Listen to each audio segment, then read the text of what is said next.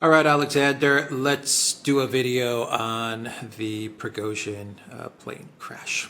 So my first question is a simple one to you. Has there been an official statement from the Russian authorities at the time of this recording? Not that I'm aware of. I mean, I understand that they've retrieved bodies. They seem to believe that he is one of the people who is amongst the bodies. There is a list of the people who were on the plane, and his name is amongst them. But as I understand it, there's going to be tests done, DNA tests, and I suspect they will wait until those tests have been completed, and that will confirm whether or not he is one of the people who died in this crash. Now, I have to say, I would be astonished after all we've heard if he was not. There has incidentally been one previous occasion when a plane crashed in Africa, and there were rumours and reports that he was on board, and that turned out to be wrong. But this is in Russia. I would personally be incredulous if he was still alive and if he was not on this plane. Of course, the other thing we don't yet have is any indication of what caused the crash from the Russian authorities either. They're obviously investigating, but again, we're getting dribbles of reports, and they give us some idea of what the Russian investigators are looking into.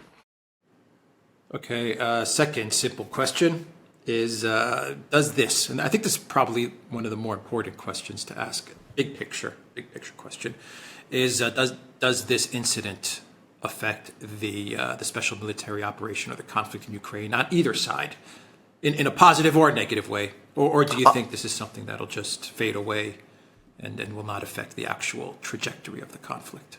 I'm going to...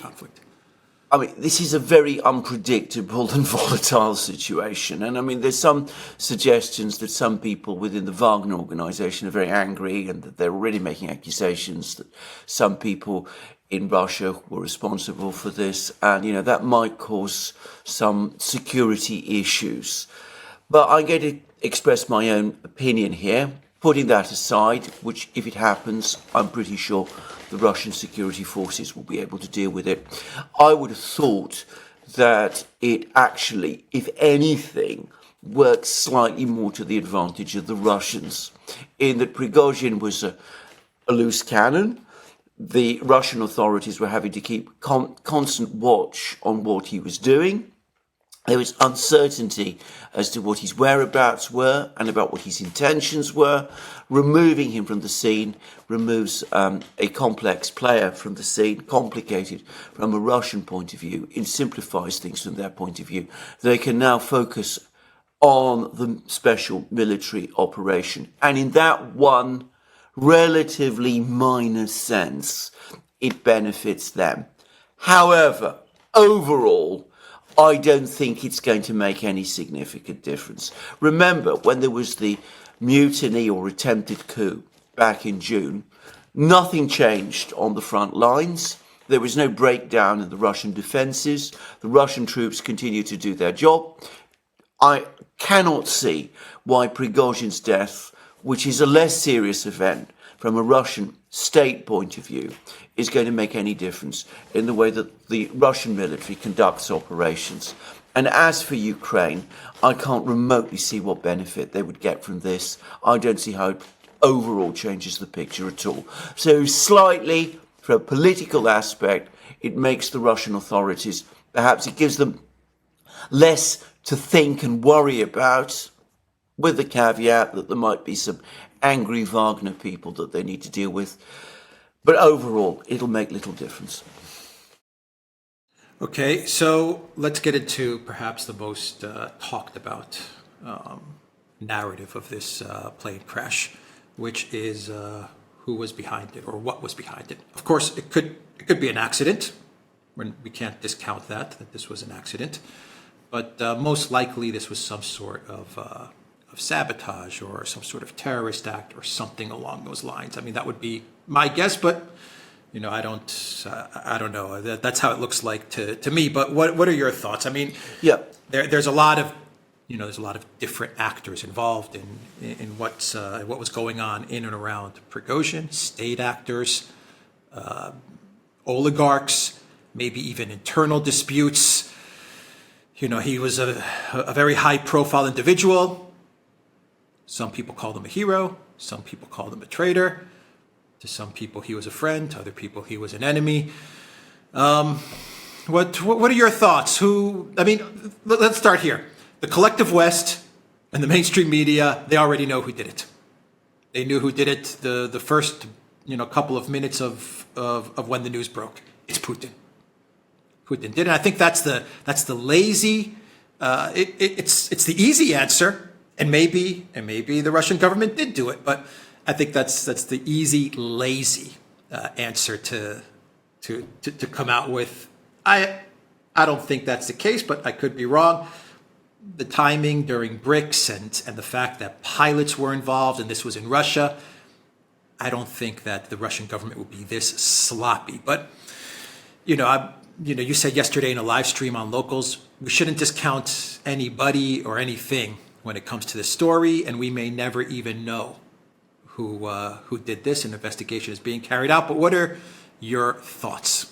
Right. I think the first thing to say, and I think it's an important thing to say, is that all those people in the West who are pointing the finger at Putin and saying conclusively he did it, it was him, it was the Russian government, they murdered Prigozhin, they got him out of the way.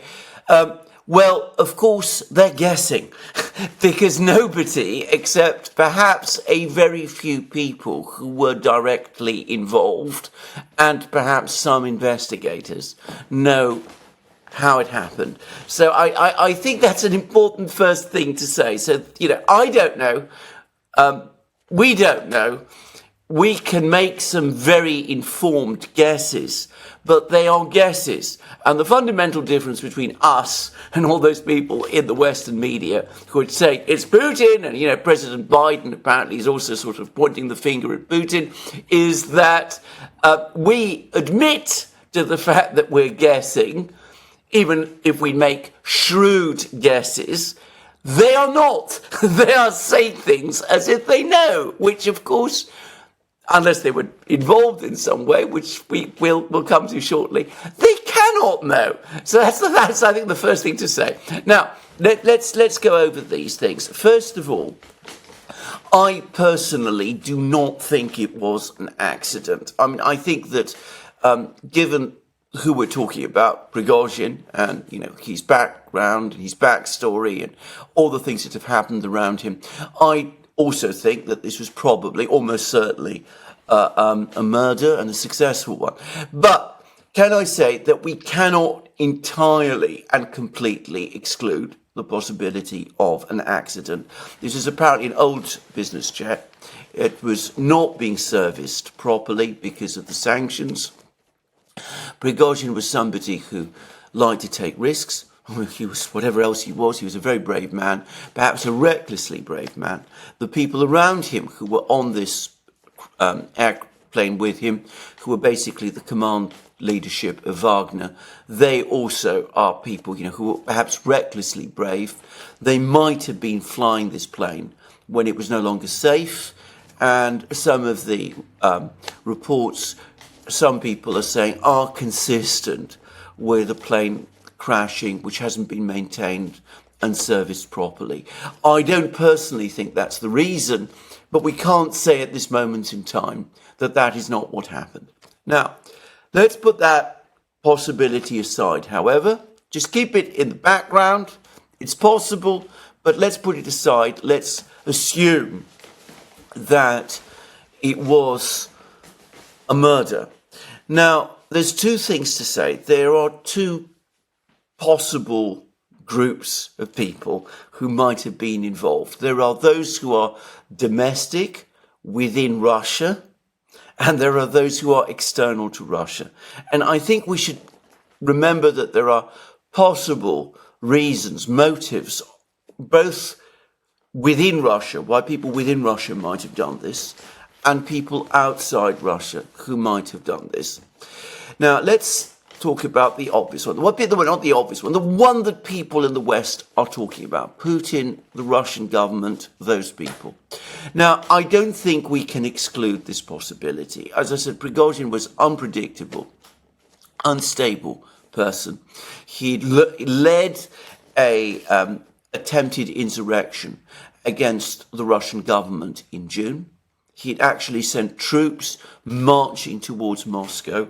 He'd acted to seize control of the headquarters of the Russian army, which is conducting the special military operation in Rostov-on-Don. He'd made all kinds of threats against Shoigu, the defense minister, Gerasimov, the chief of the general staff. He'd run a very public feud against the leadership of the defense ministry. He'd said unbelievably critical things against the leadership of the defense ministry, basically accusing them of corruption, of treason, all those sort of things. And he had also made very derogatory comments about units of the Russian armed forces. So he'd made a lot of enemies within the Russian political and state structures. And of course, he had directly challenged the authority of the president of Russia, of Putin himself. Now, you go through Russian history, believe it or not, there are lots of examples of irregular forces operating with the Russian army. They carry out eventually insurrections against the Russian army. There were examples under Peter the Great's father, Alexei Mikhailovich, the Tsar at that time, in the 17th century. This is the uprising of Stenka Razin. Peter the Great had to face this with Mazepa, who was the chief of the Zaporozhian Cossacks. Catherine the Great had to face this with Pugachev in the late 18th century. There were fewer incidents of this kind in the 19th century, but the consistent story, whenever these kind of uprisings took place, is that the Russian authorities eventually, when they gained control, acted with extreme ruthlessness in putting down these insurrections whenever they happened. So this is not, if it was the Russian authorities, all I'm saying is it would not be a unique instance in Russian history. And if you want to join up dots, and I'm going to just go through this, but I want to say that I don't think personally that the dots should be joined up in this way. But if you want to join up the dots, there might be some recent events which might point to things. There was a meeting between Prigozhin and Putin and the heads of the Wagner organization back in July. And it was clearly an attempt by Putin to try to win over the commanders of the Wagner organization and to break Prigozhin's hold over them. And Prigozhin intervened and he basically sabotaged the meeting. And it could be that after that, there was a decision made that this was impossible. We can't really resolve this. Prigozhin retains his hold over Wagner. We can't have this uncontrolled armed militia floating around. Some kind of decision needs to be made.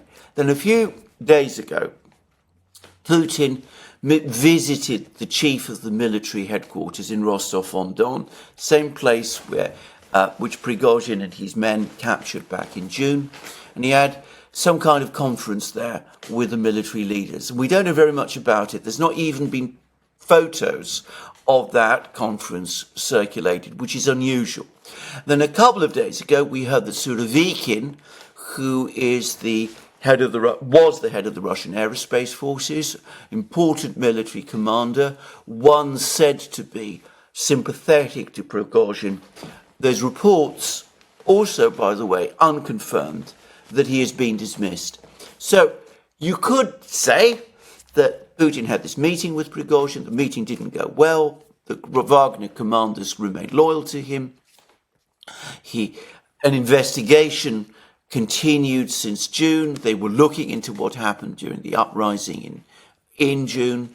They came to a decision that Prigozhin had to be removed from the scene in the way that those people that I talked about, who'd rebelled against previous Tsars, were removed from the scene. Putting him through a trial process would be embarrassing and difficult and potentially dangerous. So they cleared the decks. They conferred with the military leaders. Putin went to confer with the military leaders. Surovikin, the one general who is seen as somehow sympathetic to Prigozhin, was removed from the scene, and then the thing was done. I don't believe this. I want to say that. I just wanted to set out how you could perhaps create, not a case, because it's not a case, but something that, you know, might lead you to certain conclusions which might cause you to ask questions. I don't believe it. And the reason I don't believe it is the following. First of all, I don't think Prigozhin represented any kind of threat to the Putin government. That is the first thing to say. The second thing to say is, just like yourself, I think having an incident like this in the middle of the BRICS summit makes absolutely no sense whatsoever. I mean, the very last thing you would have thought that Putin would want is to remind everybody, all the BRICS leaders, of the Prigozhin affair. So, I mean, it's something that he would not want to see happen at this time.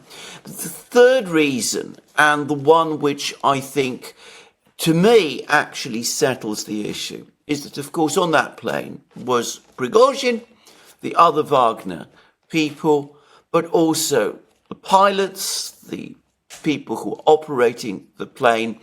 You know, it's commonplace in the West to see Putin as this utterly ruthless man, a complete killer, a man who's absolutely callous, all that kind of thing. I think Putin can be pretty tough and pretty ruthless when he has to be, as all political leaders who lead big countries have to be, and we're going to discuss what the West does in these situations later.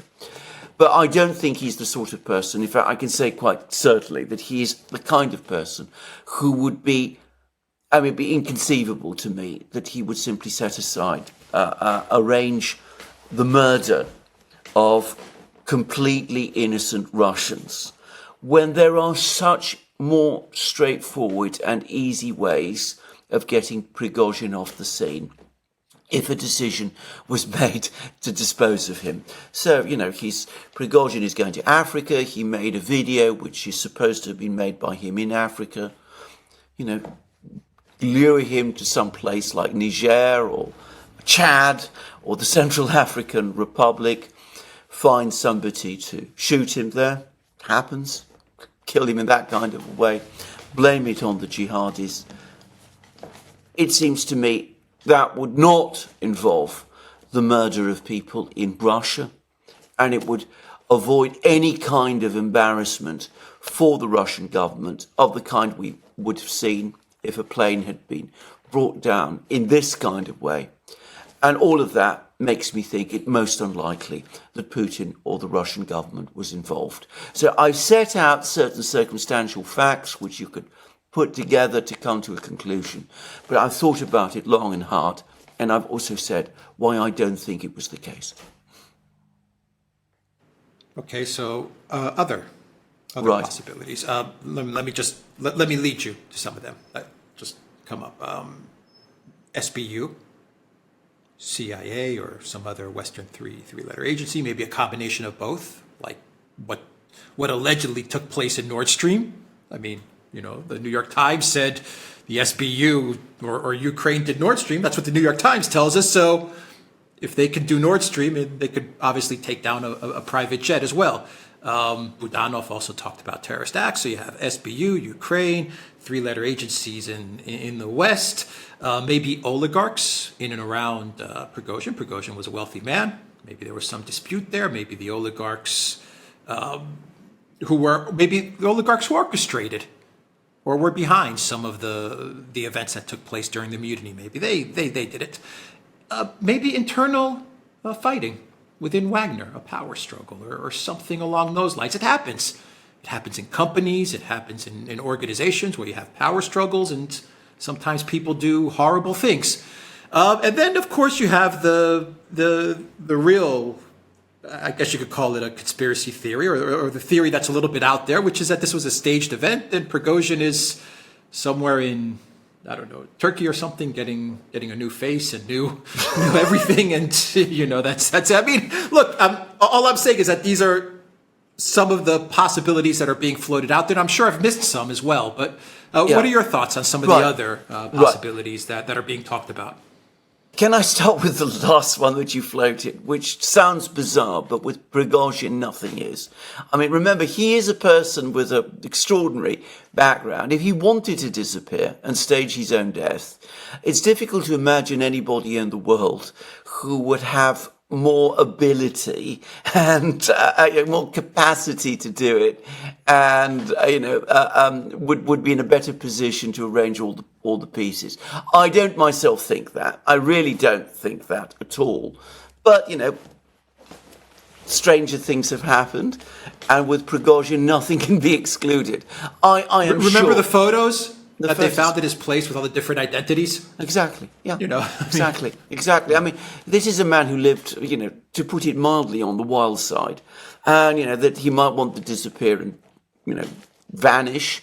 I think that it's not inconceivable. I should say that it's possible that the Russian authorities themselves are not entirely convinced that he really is dead, and that might be why they're delaying confirmation of this fact and why they're doing DNA tests on the bodies. I don't think this, but it's not quite as preposterous an idea as one might think. Let's assume, however, that he's dead, and let's go back and consider possible suspects. And I'm going to start, first of all, with potential Russian suspects, of which, by the way, there are potentially many. First is, he's made enemies all over the place, right across the Russian political system. He said outrageous things about the Russian army, about the Russian military leadership. He's been incredibly abusive about Russian military formations. It's not, one might say, one can perhaps imagine scenarios where some people in Russia are very, very angry and want revenge for all that. I'm going to say straight away, I don't think that Russian state structures would have taken any action of this kind, certainly without a direct order. And probably they would have wanted not just a direct order, but they would have wanted to go through some kind of a legal process with Putin. In other words, a decree stamped, sealed, and all that kind of thing before they took a step of this kind. And when it comes to rogue elements within the Russian security services, well, I mean, one can't totally exclude that possibility. But my own sense is that they're pretty disciplined, and it's most unlikely that that would have happened. So I don't think that's likely. But there are other potential suspects within Russia. Firstly, let's go back to the event of the events of his attempted mutiny, coup, call it whatever you will, back in June. It's quite likely that other people were involved. It's quite likely that some oligarchs were involved. Some of those oligarchs might not have been involved in that coup, but they might have been involved with Prigozhin himself. It's a certainty that the Russian investigative agencies are pursuing various leads, finding out who was involved. Who knows who was involved? Best of all, Prigozhin himself. It is entirely conceivable that some of these people, very worried for their own safety, worried that they might get arrested from one day to the next, have decided to take the prime witness out of the scene by eliminating Prigozhin and his command group. So oligarchs, those kind of people, it's a real possibility. And again, one people should not discount. Secondly, an internal power struggle within Wagner is a very, very real possibility. I mean, we had an air crash where not just Prigozhin, but the entire military leadership the senior military leadership of Wagner was eliminated, including all of the people who led the mutiny back in June. Now, there was dissension. We know there was dissension within Wagner when the mutiny was organised back in June. We also know, or at least Putin has told us, so that's what he says, that when he had that meeting with Prigozhin and Putin was making various proposals to Wagner, some of the Wagner commanders showed a willingness to go with what Putin was proposing. Prigozhin acted to block it. It's quite possible some of them were angry. It's possible that some of them were angry altogether with Prigozhin for splitting Wagner and setting it against the Russian state. A power struggle within Wagner is a real possibility. And assuming that it was an attack on this plane, it was a murder, then the fact that the entire command staff of Wagner was on the plane with Prigozhin points to my mind to an inside source, somebody who knew who would be on that plane, who had access to the plane. Remember, Wagner was providing Prigozhin with his security as well. It is not impossible. So that's a real possibility also. There is a third possibility, and that goes back to the fighting in Bakhmut. Because over the course of the battle for Bakhmut, Prigozhin enlisted thousands, tens of thousands of men from Russian prisons. And it's now become clear that very much to the anger of the Russian Defense Ministry, he was sending these men into battle in Bakhmut basically with minimal training, and apparently up to 10,000 of these people were killed. And the Ministry of Defense, Putin himself, apparently it's one of the first things that they became angry with Prigozhin about, and they eventually stopped him recruiting people in prison from prisons, and they acted in order to basically put a stop to that kind of thing. But of course, in the meantime, thousands of men were killed in that way. Now, those men have families, they have connections, they have friends. Some of them obviously come from criminal organizations, criminal backgrounds. It's not inconceivable that the friends or relatives of some of these people whose lives Prigozhin threw away in that kind of way might feel angry with Prigozhin, might feel angry with Wagner, and might be seeking revenge. So that's also a possibility we cannot discount. Now, you can come up with other possibilities in Russia, but it seems to me those are the most likely ones. A power struggle within Wagner, people within Russia who might have been implicated in the coup attempt in June in some way, and the friends and relatives of some of those people, particularly those people from prison, whose lives Prigozhin sacrificed as part of his drive to capture Bakhmut, something which we now know he did going beyond his orders. So those seem to me all plausible theories. I'm not saying one or the other. Perhaps the most plausible would be Wagner with a power struggle within Wagner itself. But, each of these are plausible theories. I'm not saying any one is necessarily true, but you can see that there is a list of potential suspects there. So that's the internal suspects. There are external ones as well.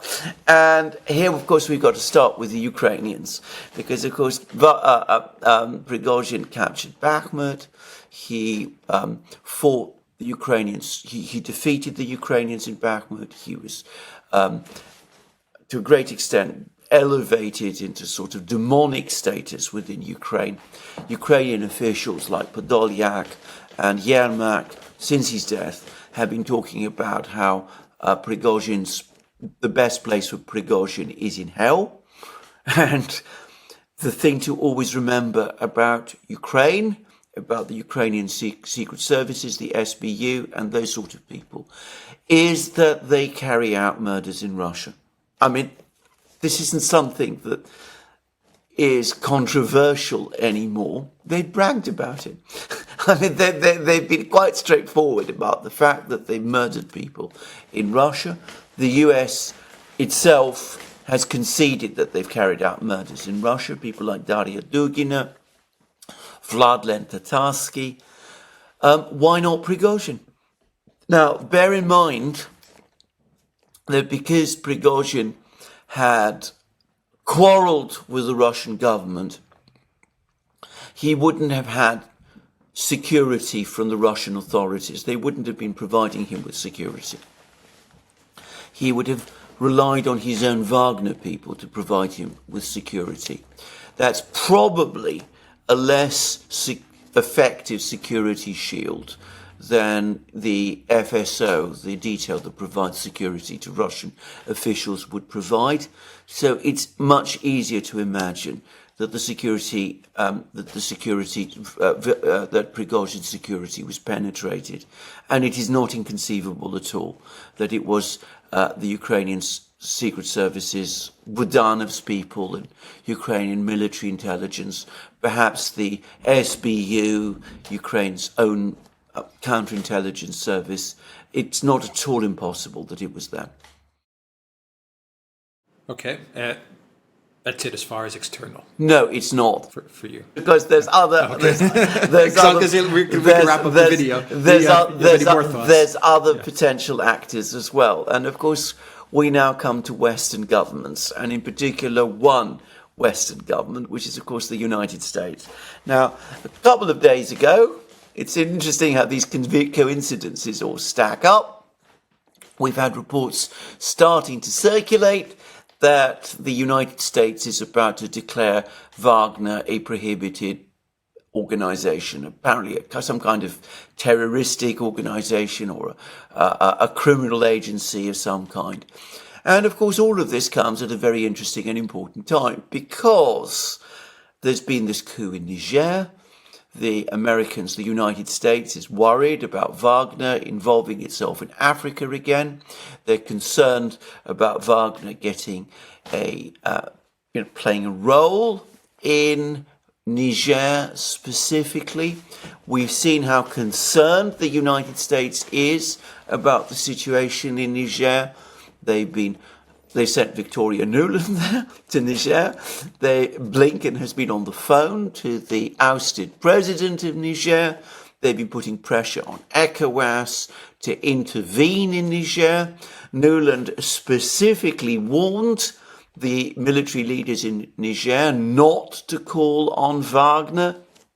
And of course, we've had Prigozhin bobbing up, making statements just before he was killed, in which he said, that Wagner is back in Africa and it will expand Russian influence in Africa and liberate Africa from its colonial oppressors. Now, that video, by the way, it's inconceivable that a whole assassination could have been organized so quickly in response to that video. But it gives us an idea of the kind of person he was and why the United States, worried about its position in Africa, would want to put him out of the way.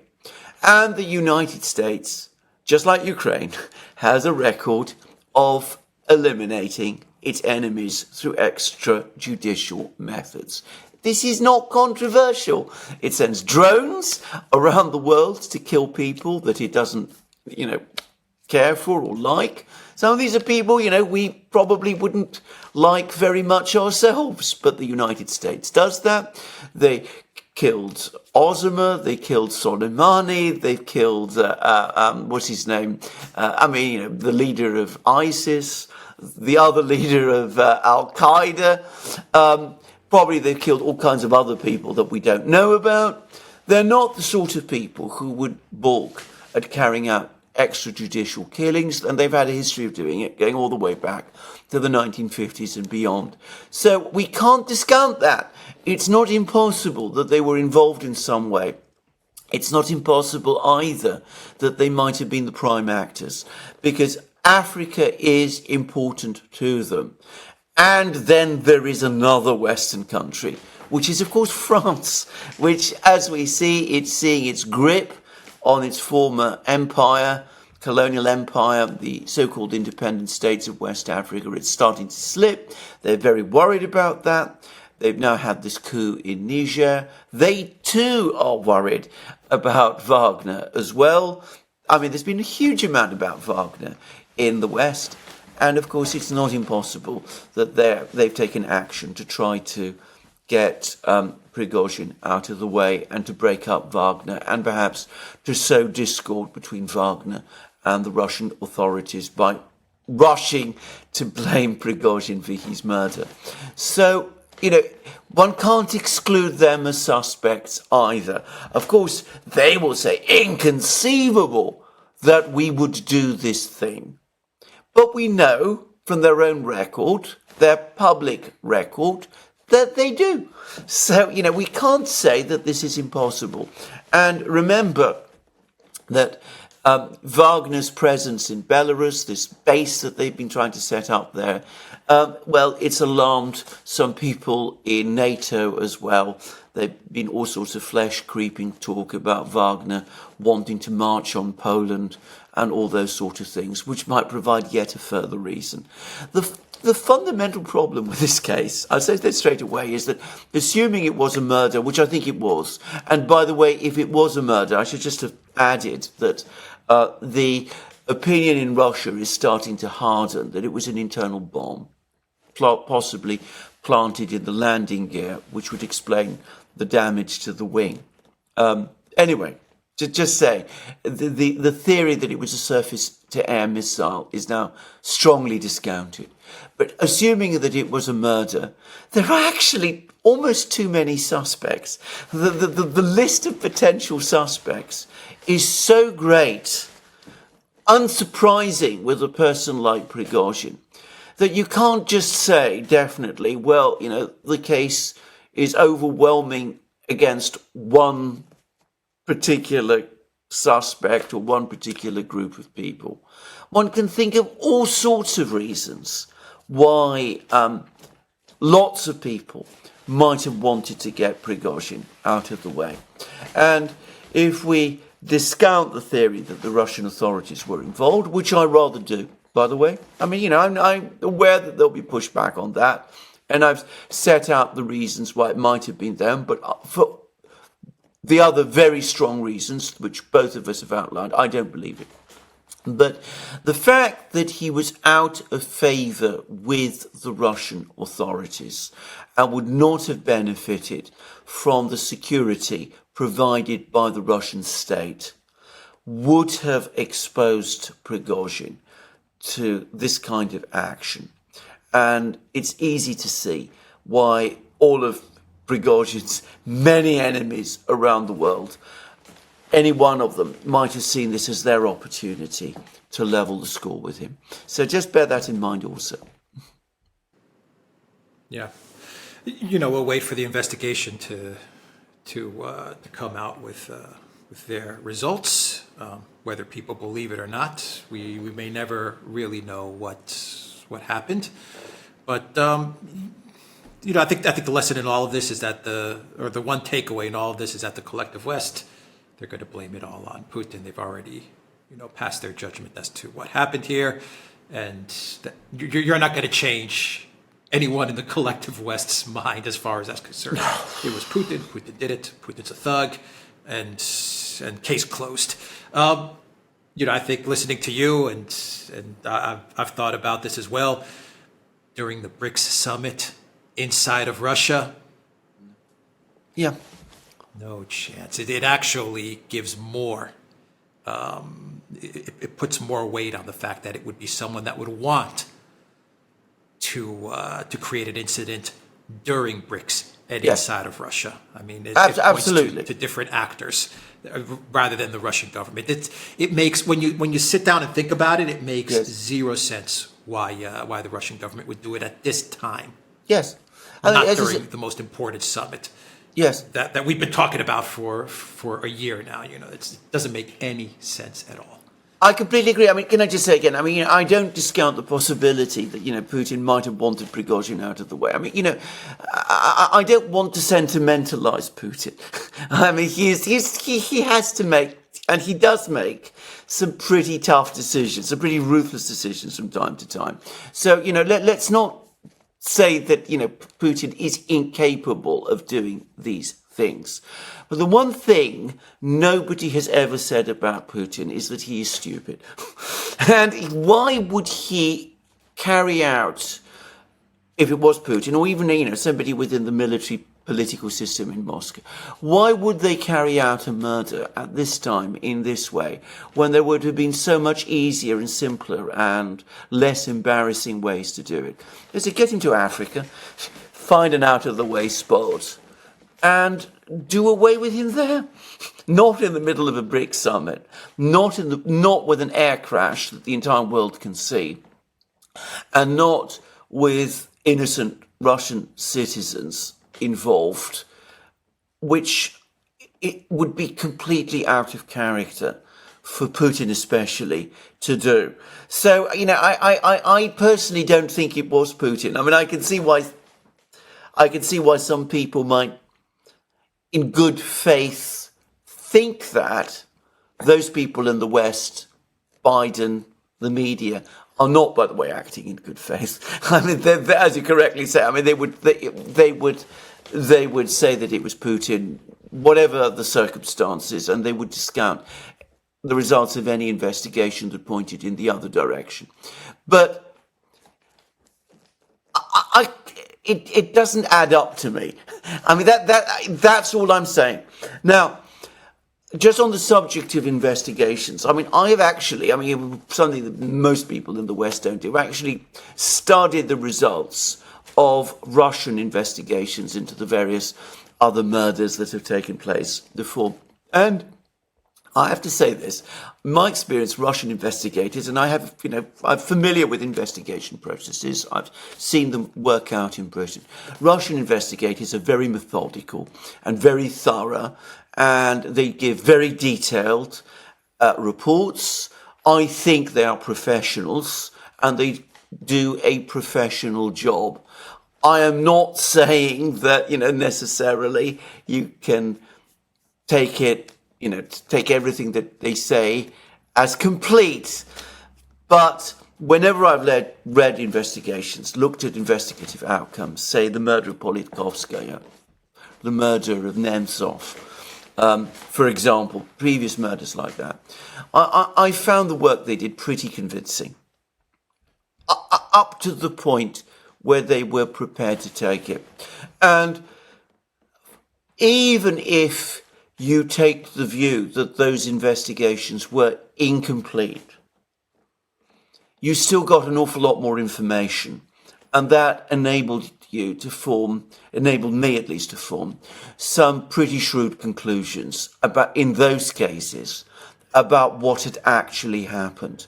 So waiting for the results of this investigation before forming any particular ideas, narrowing the list of suspects, would be a very good idea indeed. I'm pretty sure, for example, that we will find out if it was a bomb, what sort of a bomb, and where it was placed, and that will already begin to provide us with important clues. Yeah, I agree with you there. It seems to me like the timing of this may have been done to embarrass the Russian government. This seems to always happen, doesn't it? Whether it's the Olympics, Sochi, or any type of events which are very high profile for the Russian government, there always seems to be some sort of intrigue or sabotage or something like that. Isn't it funny how that always happens? I mean, the coincidences are remarkable. I mean, the Skripals, all that just on the eve of the World Cup event, which the Russians have spent a massive amount of time and effort and energy organising. One example, I mean, that immediately springs to mind. You can come up with all kinds of others, but you're absolutely right. There's no question at all that the coincidence is remarkable. And in this particular case, with the BRICS summit, I mean, all the facts argue against it. I mean, and I also want to make again my other point, which is that after the failure of his mutiny in June, I don't think he was actually any kind of threat to the Putin government. So You know, I don't see why they would do it. I don't see why they would do it now, of all times, with the BRICS summit underway. I would have thought exactly the kind of thing that they would avoid. And of course, if they really did want Prigozhin out of the way, which, you know, they might have done, there were much more neat ways to arrange it, which wouldn't have provided the problems and embarrassments that this particular incident has done. All right, let's wrap up the video there. TheDuran.locals.com. We are on Rumble, ODYSEE, BitChute, Telegram, and Rockfin. And go to the Duran shop. 10% off. Use the code. Good day. Take care.